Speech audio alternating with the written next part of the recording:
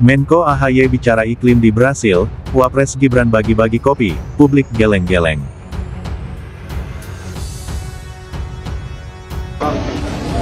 Pagi. Agenda apa Pak hari ini Pak? Ya, kita menghadiri opening ceremony dari World Water Forum 2024. Mas, apa yang duluan diketemuin Mas Gibran? Ketika sampai di Jakarta nanti agendanya apa duluan? Ketemu Pak Jokowi dulu kan? Enggak sih, saya mau mandi dulu di hotel ya. Allow me to introduce myself. My name is Agus Harimurti Yudhoyono, the Coordinating Minister for Infrastructure and Regional Development of the Republic of Indonesia. This marks Indonesia's first participation in the BRICS Urbanization Forum since joining the group.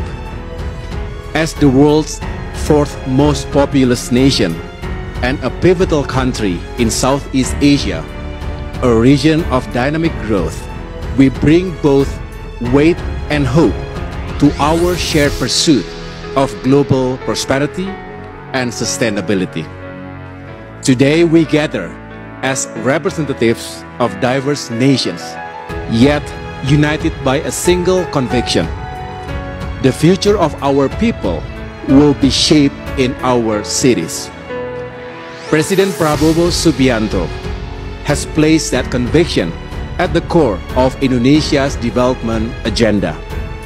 Like many of you, we face the twin pressures of rapid urbanization and escalating climate risk. Today, more than half of our population lives in cities, and this will rise to 70% by 2045. Urban growth must therefore be sustainable, inclusive, and resilient. Yet, 1 in 5 Indonesians still lacks access to safe, affordable housing. We cannot accept a future where opportunity is gated by geography or income. No one must be left behind. Mas Gibran, apakah konkret pemerintah pusat untuk mendukung petani kopi yang ada di Jawa Timur? Sama. Hari ini kita di Bondowoso panen kopi, kemarin tebu di Banyuwangi. Jadi ini kita memang intens sekali untuk mengawal program-program dari Pak Presiden. Khusus untuk kopi ini, ya karena kopi Indonesia ini sudah mendunia, kita ini produsen kopi nomor 4 dunia, kita pastikan kualitasnya terjaga dan kuantitinya mencukupi kebutuhan dunia. Jadi dari tahun ke tahun permintaannya terus meningkat. Jadi ini sekarang PR-nya ya hampir sama seperti tebu, beras dan lain-lainnya. Pengadaan alat-alat modern, pupuk yang mudah terjangkau, bibit, ini akan kita kawal terus. Karena sekali lagi kopi kita ini sudah mendunia, harus kita jaga kualitasnya, branding.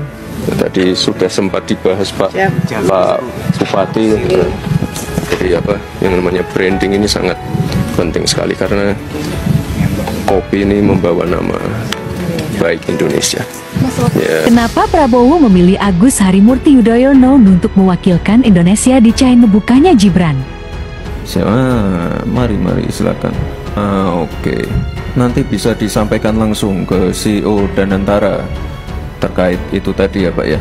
Yang jelas ini apa? Ya, silakan duduk terkait. For decades, the U.S. was seen as the global champion of democratic values. Its institutions were followed by global democracies. Its elections were admired, and its global leadership gave shape to a post-Cold War defined by liberal norms, rule of law, and human rights. Jangan pernah percaya sepenuhnya sama media sosial, kita lagi diadu domba nih. Tahu pidato Ibu Sri Mulyani yang mengatakan bahwa guru honorer dan dosen adalah beban negara.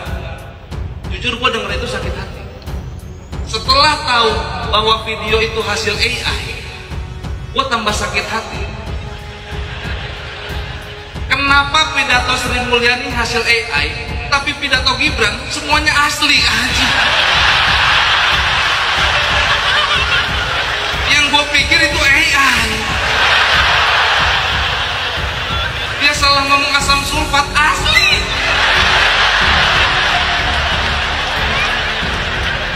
Pelengap pelomo asli.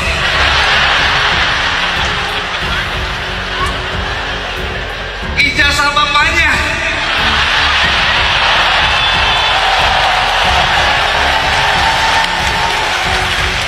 Menurut lo asli apa palsu? Silakan tulis di kolom komentar besok. Jadi dari hal-hal yang sifatnya kenegaraan, tampaknya Gibran itu sudah tidak ada posisinya sama sekali. Wajar sebetulnya seperti itu, karena Gibran tampaknya tidak memiliki kemampuan untuk berbicara sama sekali dengan orang asing. Ya, yang kedua ya Indonesia memang malu kalau wakil presidennya itu plonga-plongo dan ketahuan oleh orang asing. So, nah, kalau kita melihat video yang saya kutip di depan ini, pemirsa, kunjungan Gibran ke IKN dan lebih khusus lagi ke istana wakil presiden yang kabarnya baru 40%, ada isu yang sangat senter bahwa memang Gibran nanti direncanakan pindah ke IKN. Ya, dan apakah setelah pindah ke IKN kemudian bolak-balik ke Jakarta? Kan nggak mungkin. Mungkin Prabowo mengawal, sudah kan kamu pindah ke IKN aja dan biarkan urusan Indonesia ini berada di bawah kendali penuh oleh Presiden bersama dengan menteri-menterinya. Ya, kabarnya posisinya Gibran itu sebenarnya udah digantikan oleh AHY. Apakah ini AHY ini menjadi calon penggantinya Gibran? Ya, bisa jadi, karena di antara menteri-menteri yang ada itu AHY lah yang bisa dari awal mula para purnawirawan itu sudah menggarisbawahi anak ini adalah anak haram konstitusi. Wes, dasarnya dari mula ini anak haram konstitusi, artinya anak yang melanggar begitu dahsyat, yang sadar bahwa anak ini memalukan negara. Negara sebesar ini, wakil presidennya itu celingak-celinguk. Wakil presiden itu begitu wajahnya itu bingung,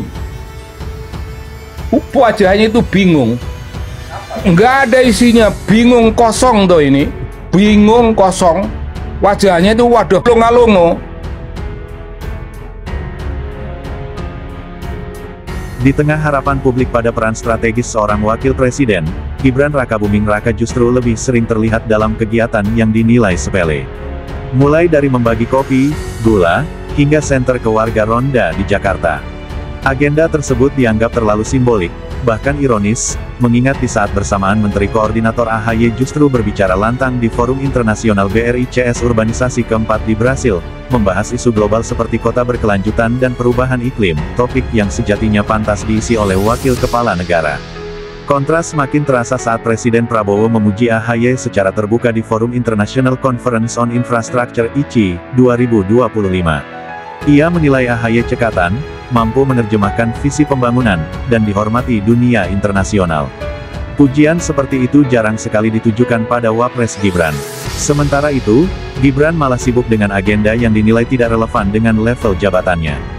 Publik menilai, seorang Wapres seharusnya mengawal kebijakan besar negara, bukan mengurusi pos ronda. Tak hanya itu, Gibran juga digugat 125 triliun rupiah oleh seorang warga di Pengadilan Negeri Jakarta Pusat karena dianggap tidak memenuhi syarat pendidikan sebagai Wapres. Sidang sempat ditunda karena persoalan kuasa hukum yang mewakilinya. Di sisi lain, Gibran sempat menyambangi Presiden ke-6 RI, Susilo Bambang Yudhoyono SBY, di Cikeas untuk memberi ucapan ulang tahun. Pertemuan yang diunggah ke kanal YouTube resmi Wapres itu menunjukkan Gibran meminta nasihat dari SBY. Namun, momen tersebut kembali terbaca publik sebagai agenda simbolis tanpa dampak nyata pada arah kebijakan negara. Kritik pun mengalir. Sejumlah pengamat menilai kualitas agenda Wapres Gibran justru menurunkan citra institusi wakil presiden. Kalau agenda hanya seremonial, publik wajar mempertanyakan kapasitasnya, ujar seorang analis politik.